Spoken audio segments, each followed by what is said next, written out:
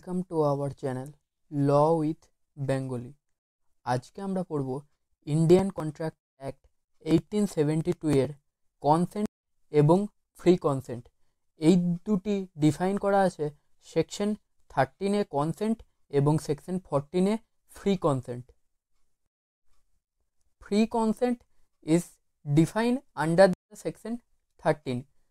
Two or more persons are said to consent when they agree upon same thing as a same sense.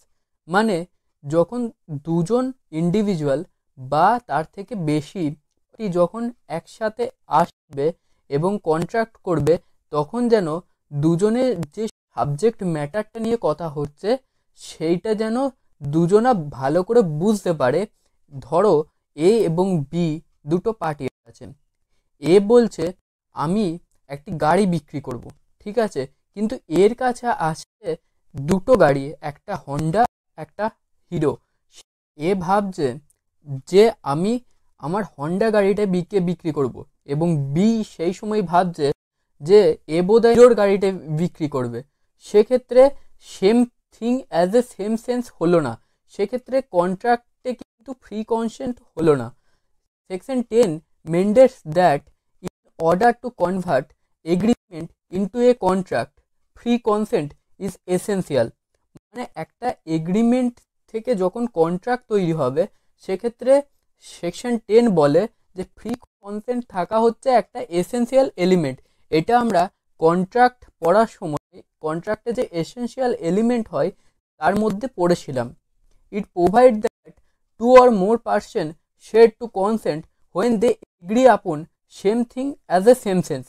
মানে যেটা বললাম যে subject ম্যাটারটা যেন দুজনের কাছে ক্লিয়ার থাকে যে কোন জিনিসটা নিয়ে কথা হচ্ছে। The assent of the proposer and the assent of the acceptor make consent of the party.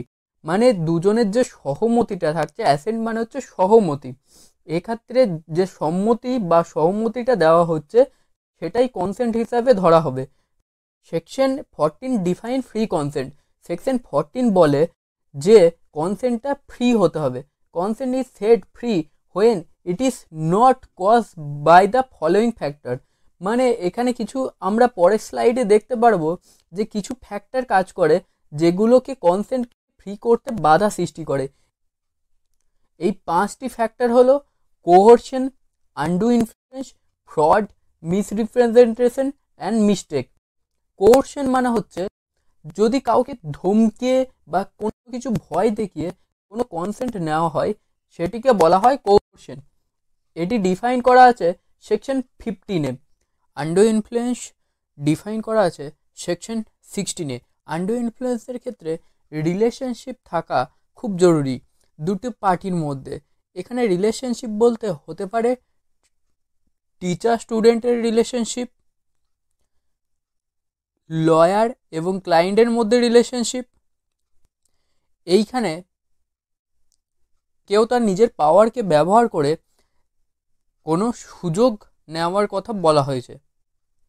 Section 17-এ আছে ফ্রড। ফ্রড বলতে এখানে কোনো ডিসিপকে বোঝানো হয়েছে, কোনো ডিসিপ করে কোনো কন্ট্রাক্টের কনসেন্ট নিয়ে নেওয়াকে বোঝানো হয়েছে।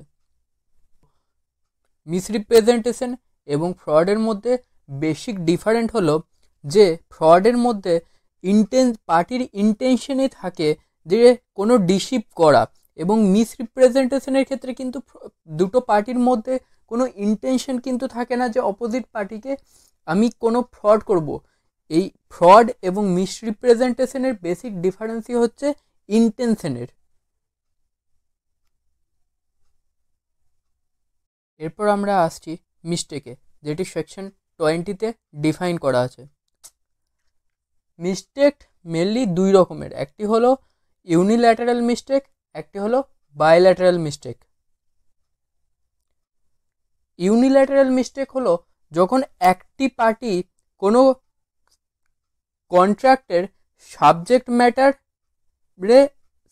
ম্যাটারে ভুল করে, সেটি হলো ইউনিল্যাটারাল মিস্টেক। এবং বাইল্যাটারাল মিস্টেক হলো যখন দুটি পার্টি কন্ট্রাক্টের সাবজেক্ট ম্যাটারের ক্ষেত্রে ভুল করে। Consent alone is not sufficient to constitution a contract. মানে এই 5টি ফ্যাক্টর যদি কাজ করে তাহলে কন্ট্রাক্টটা সাফিসিয়েন্ট হবে না, কারণ এক্ষেত্রে কনসেন্টটা ফ্রি কনসেন্ট নয়।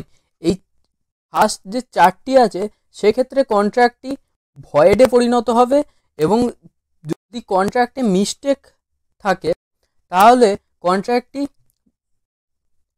এই ফার্স্ট যে 4টি আছে এই 4টে ফ্যাক্টর যদি কোনো কন্ট্রাক্টে কাজ করে তাহলে কন্ট্রাক্টটি একটি ভয়েডেবল কন্ট্রাক্টে পরিণত হবে, এবং যদি কোনো কন্ট্রাক্টে মিস্টেক থাকে তাহলে সেটি ভয়েড কন্ট্রাক্ট হবে। The agreement is a contract voidable at the option of the party who consent was so cause section 19 and 19A. If consent causes by mistake, the agreement is void. Section 20 to 22. Void agreement is not enforceable at the option of the either party. মানে একটা void এগ্রিমেন্টের ক্ষেত্রে কিন্তু এরকম পাওয়ার নেই যে একটা party সেই এগ্রিমেন্টটাকে পরে ভ্যালিড করে দিতে পারে। ভয়েড এবেল এগ্রিমেন্টের ক্ষেত্রে একটা পার্টির কাছে কিন্তু পাওয়ার আছে সে এগ্রিমেন্টটাকে ভ্যালিড করতে পারে।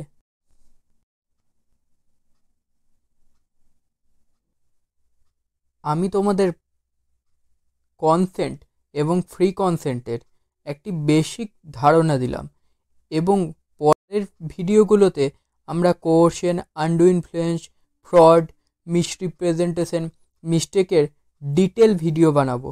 যদি এই ভিডিওগুলি তোমরা ঠিক টাইম মতো পেতে চাও তবে তোমরা আমার চ্যানেলটিকে অবশ্যই সাবস্ক্রাইব করে রাখবেন। Thank you for the watching my video.